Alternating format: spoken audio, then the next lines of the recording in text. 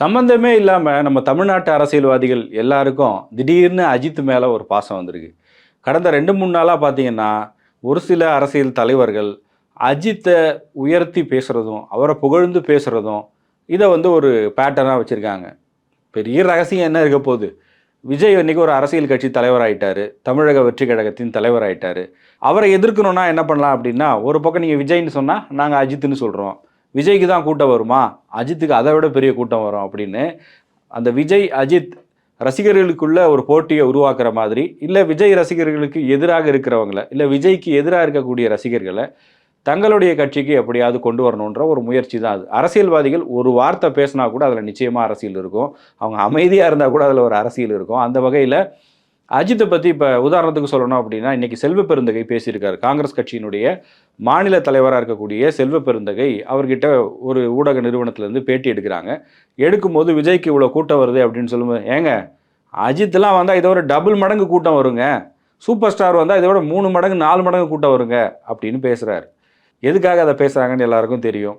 காங்கிரஸ் மட்டும் கிடையாது. இதே மாதிரி அதிமுகவின் பொதுச் செயலாளர் எடப்பாடி பழனிசாமி, அவருக்கு ஒரு பிரச்சார கூட்டத்துக்கு போறாரு.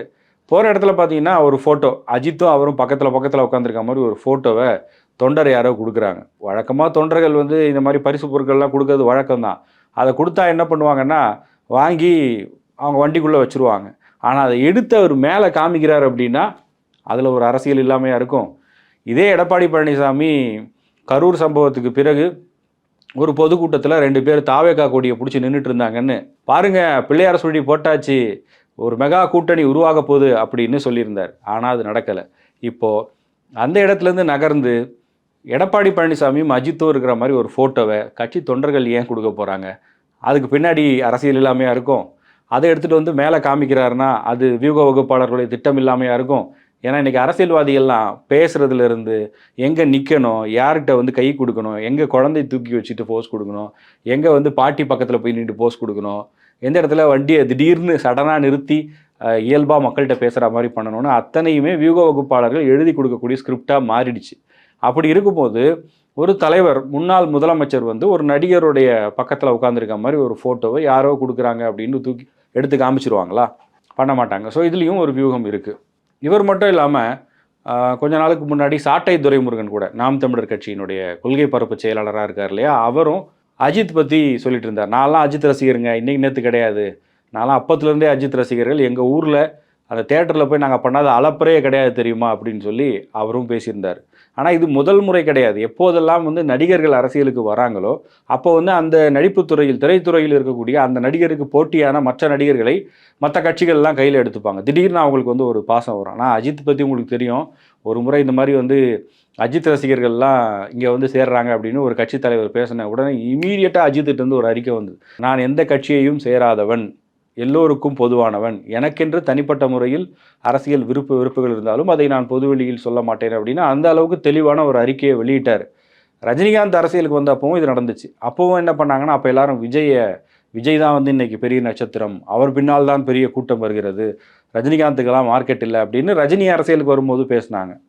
விஜயகாந்த் வரும்போதும் இது நடந்துச்சு. அதே மாதிரி இன்னைக்கு விஜய் அரசியல் களத்துக்குள்ளே இருக்கிறதுனால அவரை சிறுமைப்படுத்துவதற்காகவும், அவரை விமர்சிப்பதற்காகவும், அவருடைய துறையில் இருக்கக்கூடிய பிற நடிகர்களை கையில் எடுத்து ஒரு விமர்சனத்தை முன்வைக்க ஆரம்பிச்சிருக்காங்க. ஆனால் ரசிகர்கள் எப்படி யோசிப்பாங்க?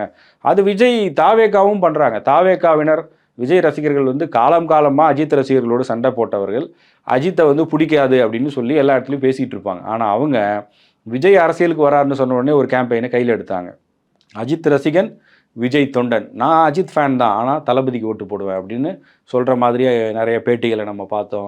சோஷியல் மீடியாவில் எழுதுவாங்க, பேனர்ஸ் எல்லாம் வச்சாங்க. இதுவும் ஒரு வியூகம் தான். எல்லா அஜித் ரசிகர்களும் விஜய்க்கு ஓட்டு போட்டுருவாங்களா அப்படின்னு கேட்டால் நிச்சயமாக அதுக்கு வாய்ப்பு இருக்காது இல்லையா? அவங்களுடைய தனிப்பட்ட வெறுப்புகள் அப்படிங்கிறது இருக்கும். அந்த அடிப்படையில் தான் அவங்களும் ஓட்டு போடுவாங்க. ஏன் விஜயே ஒரு படி மேலே போய் தன்னுடைய கோட் படத்தில் அஜித் ரெஃபரன்ஸ் டைலாக் வச்சுருப்பார். அதே மாதிரி சமீபத்தில் மலேசியாவில் நடந்த ஆடியோ லான்ச்சில் கூட மலேசியான்னு தான் அவருக்கு பில்லா பட ஷூட்டிங் ஞாபகம் வந்துச்சான். மலேசியாவில் எத்தனை படங்கள் எடுத்துருக்காங்க, ஏன் கபாலி கூட தான் எடுத்திருக்காங்க, அதை பற்றிலாம் ஏன் விஜய் பேசலைன்னு எல்லாரும் கேட்டாங்க. சிம்பிள் மேட்ரு, அஜித் ரசிகர்கள் நிச்சயமாக அவருக்கு தேவை. அந்த அடிப்படையில் அவர் அதை முயற்சி பண்ணுறாரு. ஒவ்வொரு கட்சிகளும் இதை பண்ணுறது தப்புன்னு கிடையாது. எல்லாருக்கும் அவங்களுக்கு என்ன அப்படின்னா, அரசியல்னு வந்துருச்சு, திமுக எதிர்ப்பு பேசுகிற கட்சிகள், பிஜேபி எதிர்ப்பு பேசுகிற கட்சிகள், இதை தாண்டி இப்போ விஜய் ஒரு பாப்புலரான ஆக்டர் உள்ளே இருக்கார், அவருக்கு ஒரு இன்ஃப்ளூயன்ஸும் இருக்குன்னு சொல்லும்போது அவரை எப்படி கவுண்டர் பண்ணலாம் அப்படின்னு பார்க்கும்போது அவர் ஆட்சியில் இருந்தது கிடையாது, அவர் மேலே ஊழல் குற்றச்சாட்டுகள் கிடையாது. அப்போ வேற என்ன சொல்லி பண்ணலாம் அப்படின்னா, அவர் ஒரு நடிகராகவே டேர்ம் பண்ணுவோம், அவரை விட பெரிய நடிகர்கள்லாம் இருக்காங்க, இவருக்கு என்ன பெரிய கூட்டம் வருது, இதை விட பெரிய கூட்டம்லாம் வரும் அப்படின்னு அந்த ஒரு நெரேட்டிவை செட் பண்ணுறதுக்கான முயற்சியை பண்ணுறாங்க. பட் இந்த தேர்தலை பொறுத்தவரையும் அஜித் ரசிகர்களின் வாக்குகளை குறிவைத்து எல்லா கட்சிகளுமே பேசுவாங்க, இன்னும் அதிகமாகவே பேசுவாங்க.